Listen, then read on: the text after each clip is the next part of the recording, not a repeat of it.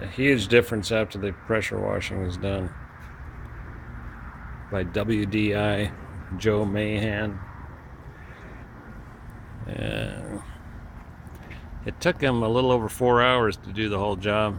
I thought was more like 2, but he said ours is easier to do than a lot of other people's because we don't have pavers. It takes him about maybe 1/3 less time. And he said that the positioning of the stuff that we had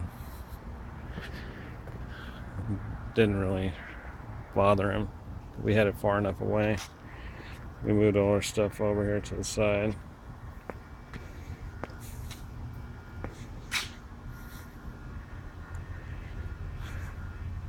There's big plants out there.